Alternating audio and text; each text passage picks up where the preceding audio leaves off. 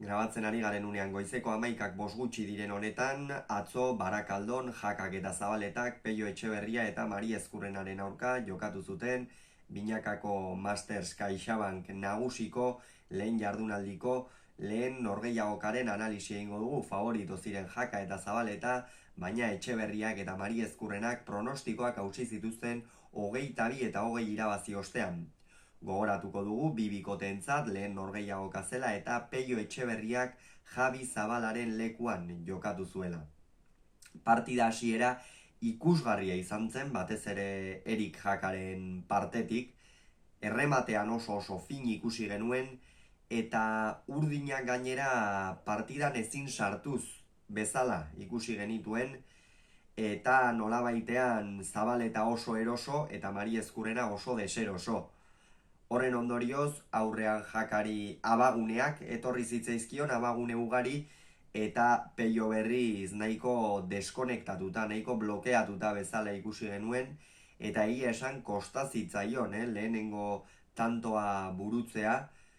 eta benetan hasieran gorriak oso nagusi ikusi genituen, horren ondorioz 12 eta 9 iritsi ziren lehen etenaldira aurretik, eta, Erik Jakak asko jokatu zuen lehen zati horretan, lehenik eta behin sakearekin nahastu zuen ikeragarri, esango nuke, tarteka arro sakatu, San Ferminetan ere hori egiten ikusi genuen. Egia da San Ferminetako materiala bestelakoa zela, asko jokatu zuen bertan,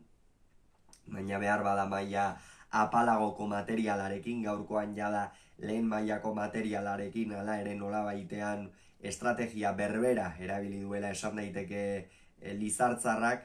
eta ondorioz zuloa ireki dute. Egia da lehen etenaldira azkenerako 12 eta 9, Mari Ezkurren hasieran deseroso, baina gero jada partidan asentatu da, eta atzeko kuadroetan indarrak askoz ere berdinduago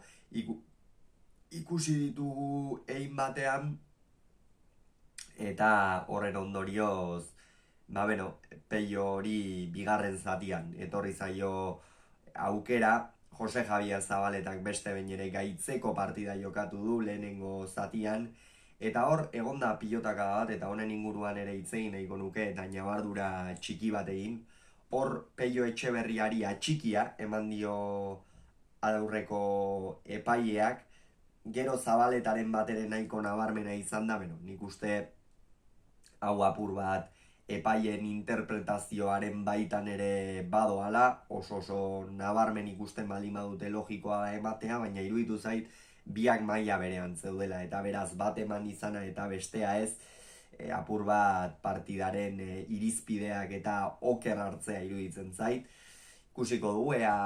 aurrerantzean zer gertatzen den. Joan den urtean ere alarmak piztu ziren, nola baitean, lehenengo Jon Mari Ezkurrenari, gainera San Fermin torneoko puntu oso garrantzitsu batean, ez, azken tanto horretan eman zioten, gerora ere Barakaldon bai Peñari eta bai Mari Ezkurrenari biei eman zieten atxiki bana edo bi, eta sekulako tensioa sortu zen. Aurten ere gertatu da, zorionez behin bakarrik, gero bigarren hori noski Zabaletarena nire ustez maila berekoa edo are handiagoa izan da, baina hala ere ez dute eman. Nola baitean oraindik tarteka gertatzen diren gauzak dira,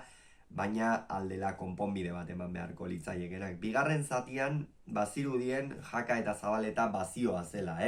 hor 15 eta 9 aurretik joan dira, oso une kritikoan ziren, Peio Etxeberria eta Mari Ezkurrena. Peiok esan dugu ez du tantorik egin une horretara arte.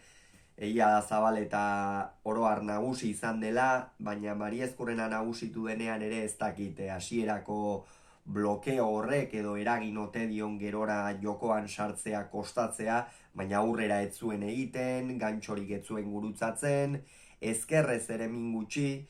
eta ez genuen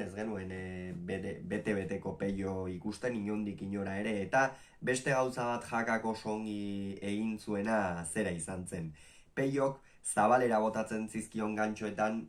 atzera botatzen ez bazuen efektuarekin, eta hori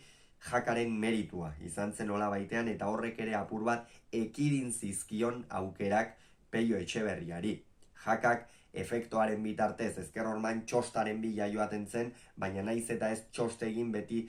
pilota gaiztoago etortzen da efektuaren ondorioz, eta horrek Pellori askoz deserosoago, Pellok askoz deserosoago jokatzea ekarri zuen nola baitean, eta zati horretan behintzat gehiago izan ziren oro argorriak, baina gero aldatu zen partida. Gero aldatu zen partida izan ere,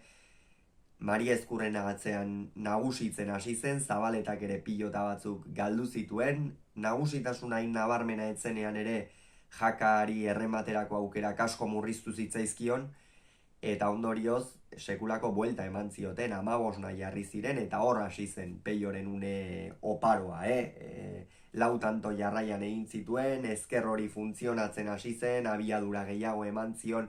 pilotari, askoz gehiago sinetsi zuten nik uste, eta hemen apur bat ikusten da Pellok ere zenolako mentalitatea ez daukan.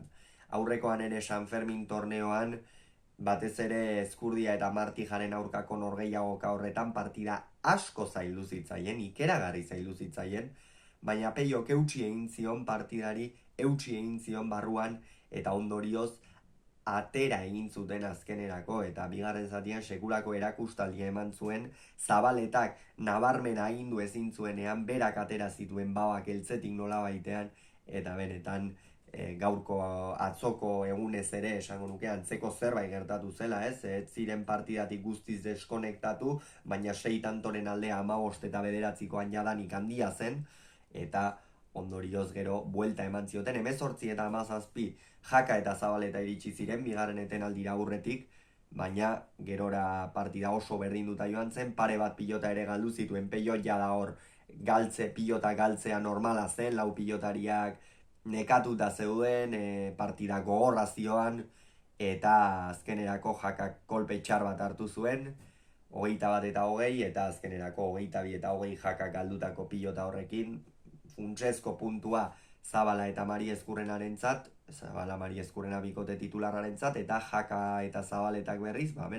ez diote, favoritoek ongiekin txapelketari, porrotarekin, baina ziur naiz gora egingo dutela, lehen zatian erakutsitako maila beldurgarria izan zen, eta